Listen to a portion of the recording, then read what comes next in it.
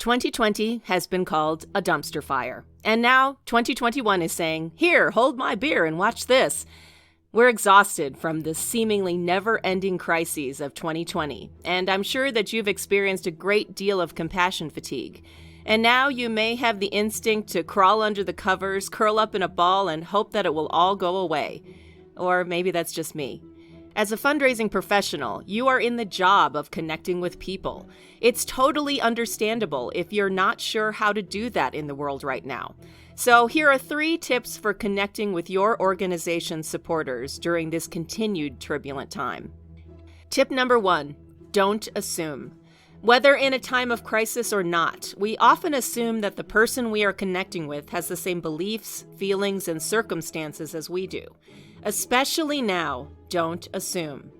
Everyone filters what's going on in the world through their perspective and life experience, and you can't possibly know everything that's going on in their heads and hearts. However, that doesn't mean avoiding tough topics or pretending that our current situation doesn't exist. Avoiding these topics can feel shallow and artificial. But it does mean approaching current events with curiosity about how your donor is feeling right now and genuinely listening to their response. When done with respect and from a place of learning rather than convincing, conversations about challenging conditions lead to deeper relationships and stronger connections. Tip number 2, keep connecting. Of course, then there's the instinct to just avoid the issue by not connecting at all. I'll just wait for this to blow over before I contact that donor. But put yourself in the donor's shoes for a moment.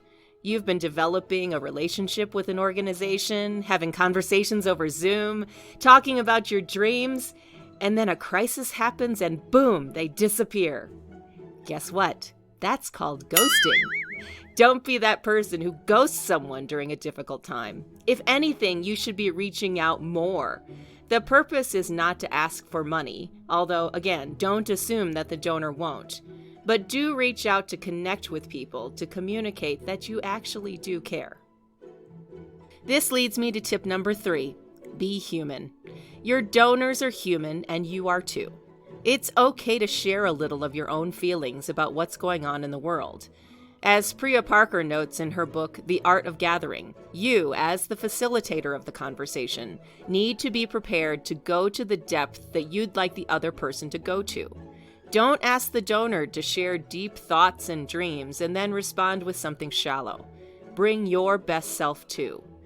Now, that being said, don't make this a monologue or worse, a therapy session. The dialogue is a way to become more human to each other. As much as the word unprecedented was overused in the last year, there are very few words to better describe what's going on right now. And no doubt, the way that we have connected as fundraising professionals with our donors is changed. But as is often the case in turbulent times, this is an opportunity to transform. We are in a crucible. What refined version of you and your donor relationships will emerge? So don't shy away from connecting with your donors right now. Crisis reveals who people are, and that includes you and your organization. Are you going to be the person who disappears at the first sign of trouble, or will you be there for your donor? Remember, don't assume, keep connecting, and be human. Develop richer and deeper relationships with your donors, and they, in turn, will thank you.